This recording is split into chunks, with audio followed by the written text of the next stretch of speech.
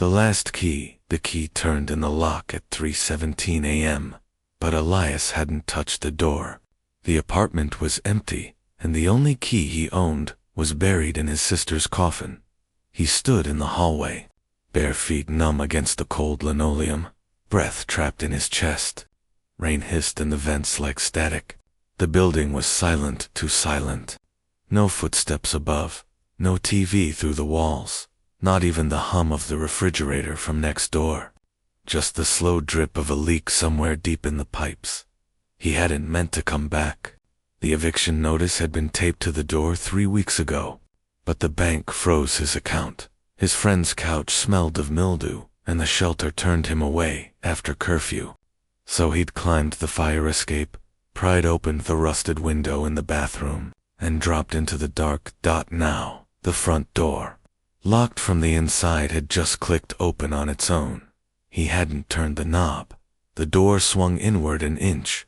Cold air seeped out, smelled of lavender and burnt toast. Clara's Sunday ritual. His throat tightened. He stepped back. The door creaked wider, not from wind, from invitation. He didn't move.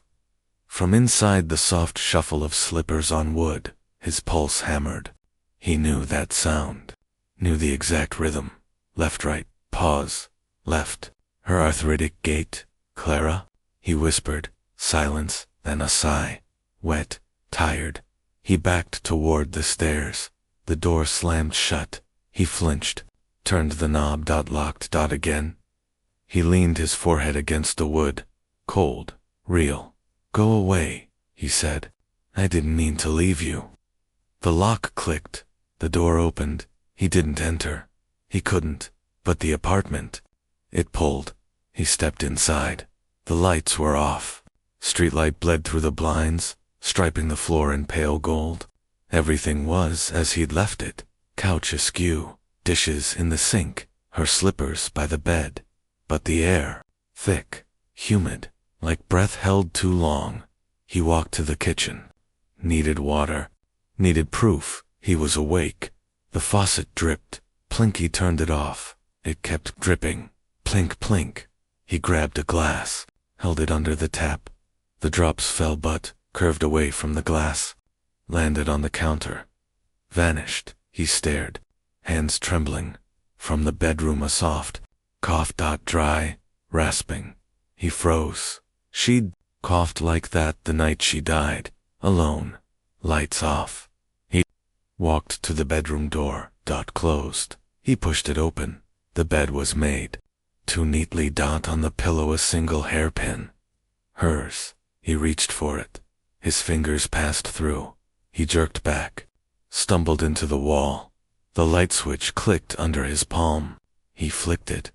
Nothing. Power was out, but the street light still glowed outside. He turned, walked back to the living room. The couch cushions were rearranged, her favorite throw. Blanket folded neatly on the armrest. He hadn't touched it since the funeral. A soft tap came from the bathroom.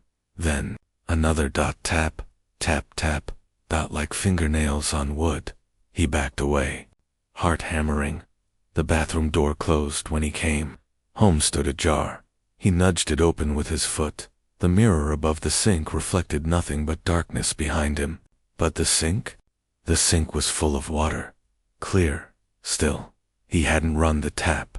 He reached out, touched the surface. Warm. He pulled back. Water rippled, stilled. Then a drop fell from the ceiling. Plink. But the ceiling was dry. Another drop. And another. He ran to the front door. Twisted the knob. Locked. He always left it unlocked. Her rule. In case you need to run. Now the deadbolt was slid home. He turned. The living room was darker than before. The streetlight outside had dimmed, or been swallowed. On the coffee table a photograph. Clara, smiling, holding a teacup, last winter, before the diagnosis. He hadn't looked at it since the funeral. He picked it up. The paper was damp, cold, on the back. In smudged ink, you left the door unlocked. He dropped it. It landed face up. Clara's smile widened. He blinked. Normal again. His breath came in short gasps. He needed air. Needed to leave. But the windows closed now stood open 6 inches. Cold air seeped in. Smelled of smoke. He walked to the nearest window. Peered out. The fire escape was empty. Then a flicker of movement below. A figure stood in the alley. Hood up. Shoulders slumped. Not moving. Watching, he stepped back. Closed the window. Locked it, turned. The photograph was gone. The throw blanket now draped over the couch was damp. He didn't touch it. He walked to the bedroom. Sat on the edge of the bed. Pressed his palms to his eyes. Go away, he whispered. I didn't mean to. Silence. Then a soft cough, dry, rasping, from the hallway. His blood turned to ice. Clara. No answer. Just the slow drag of slippers on carpet. Coming closer. He stood. Backed into the corner. The door creaked open. Empty. But the air thickened. Warm. Smelled of lavender. He turned his head. On the pillow another hairpin. And beside it, a child's drawing. Charcoal on scorched paper. A stick figure. Lying on the floor. Flames above. And a second figure. Walking away.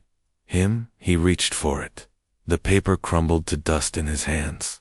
The room grew colder, behind him.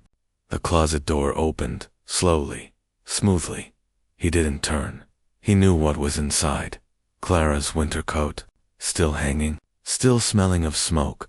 But now the coat moved. Not from wind, from breath. Something stood.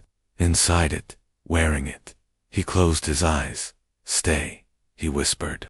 Please, I'll stay. The coat stopped moving. The cold receded. He opened his eyes.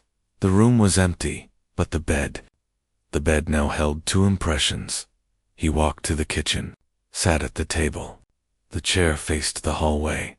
He didn't remember turning it. The faucet dripped. Plinky, he didn't look. Outside, the street lamp flickered once, then died. Darkness filled the apartment. But the silence was gone now. It breathed. And in the hollow dark, something waited, not for forgiveness, not for justice, but for him to stop fighting the still air. He leaned forward, rested his forehead on the cool wood. I'm sorry, he said. The dripping stopped. The apartment held its breath, and for the first time since the fire, it felt warm.